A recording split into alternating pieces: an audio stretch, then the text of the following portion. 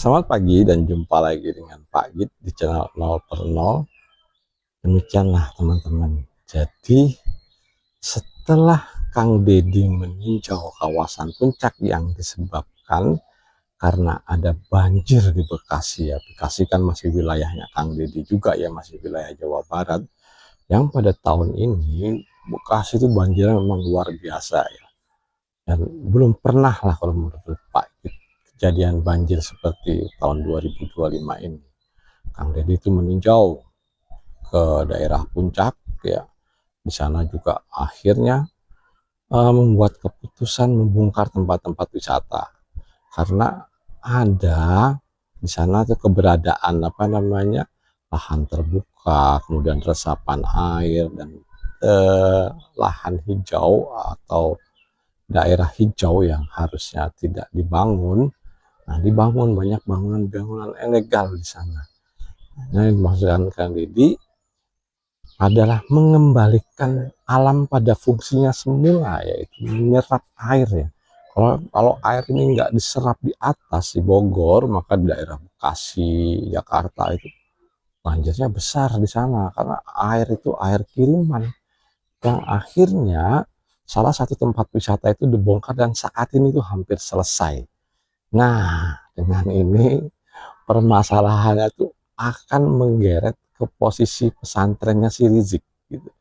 Jadi Rizik nih kondisinya khawatir lah kalau pesantrennya itu akan terkena gusur, makanya dia menyatakan seperti itu, menyatakan siap perang melawan Kang Deddy gitu. Satu lawan satu, nggak usah bawa-bawa masyarakat katanya. Nah, dia bawa-bawa umat Islam yang katakanlah muhibin gitu, pengikut-pengikutnya kan masyarakat juga. Emang siapa kalau bukan masyarakat? Yang dalam hal ini ada seorang netizen juga mengatakan kalau berani lawan dia aja, nggak usah lawan Deddy Mulyadi gitu. Satu lawan satu, nggak perlu tuh pakai muhibin gitu, langsung aja ketemu dia dan lawan itu. Dia menantang seperti itu.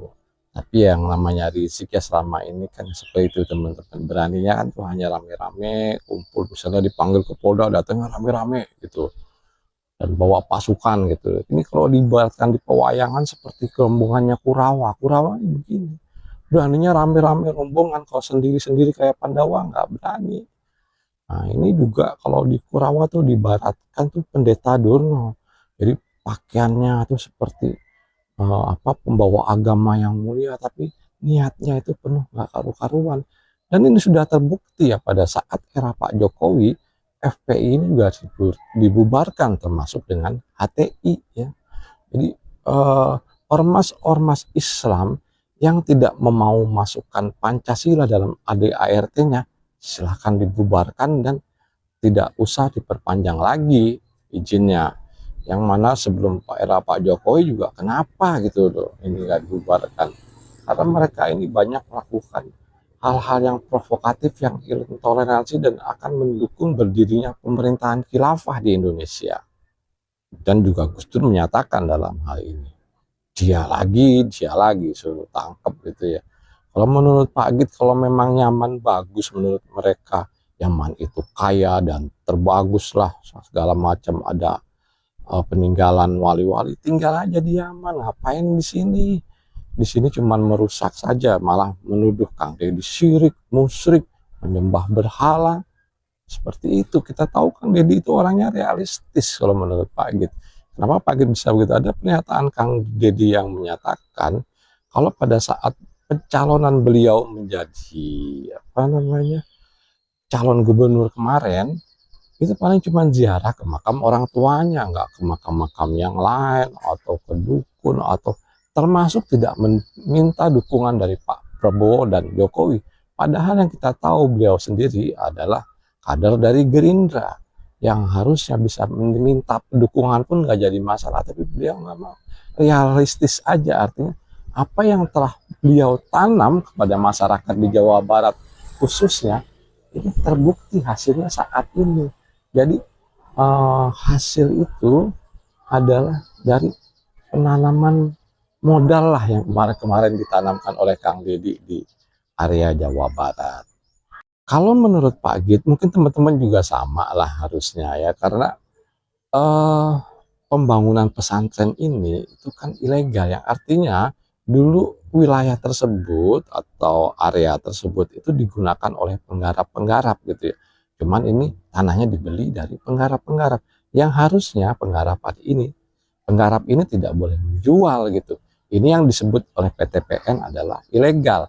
Tapi yang namanya Rizik ya seperti itu, dibilang ilegal, dia bilang PTPN melakukan fitnah dan masih sengketa hingga saat ini. Ya menurut Pak Git, kalau kasusnya memang mau dikembalikan lagi oleh Kang Deddy seperti fungsinya semula, harus dikembalikan seperti semula ya digusur juga. Yang Rizik juga menyatakan siap perang ya, itu biasanya ya cuman omong aja gitu. Nanti kalau sudah benar-benar digusur dengan dasar hukum yang kuat, nah, Pak Git terasa juga ya seperti itu waktu dibubarkan, nggak bisa ngomong juga gitu. Yang penting dasar hukumnya ini kan kuat gitu. Oke teman-teman, kita ambil kesimpulan dalam hal ini. Yang pertama adalah provokasi Rizik ini ya, ini kalau dilakukan atau ditandangi secara dasar hukum yang benar, Pak Gita rasa nggak berani ya. Yang kita tahu dalam hal segi hukum dan apapun itu beraninya rombongan, rame-rame, nggak berani maju sendiri gitu. Belum pernah Pak Gita lihat ya. Yang kedua, masalah legalitas yang artinya Rizik membeli dari penggarap, dari PTPN. Nah ini juga harus diungkap oleh pemerintah. Pemerintah dalam hal ini harus tegas gitu loh, harus tegas dan berani ya, seperti Gus bilang seperti itu. Kalau memang peruntukannya ini bukan buat pesantren, ya, jangan dikasih izin. Maksud pagi bukan dikasih izin ya, jangan dikasih untuk dibangun itu, kembalikanlah ke asalnya atau fungsi semula. Yang ketiga, tetap salut buat Kang Deddy yang artinya juga uh, melarang Habib-Habib ini ceramah pada sholat Jumat. Jadi dilarang khotbah pada Jumat. Ya. Itu yang di kebijakan yang dikatakan oleh Kang Deddy. Karena apa? Karena isi ceramahnya tuh nggak mutu. Memang nggak mutu, cuman satu Habib atau Ba'alawi yang bermutu, yaitu Quraisy Shihab. Dalam tanda petik, dia pun tidak mau dipanggil Habib, tidak mau dicium tangannya, tidak mau dimuliakan seperti orang pada biasanya. Itulah akhlak Quraisy Shihab. Beda dengan Ba'alawi yang lain, yang isi ceramahnya hanya membohongi, memprovokasi rakyat-rakyat kita yang nggak mengerti apa-apa. Oke teman-teman, menurut Pak Git ini cukup sekian dan terima kasih.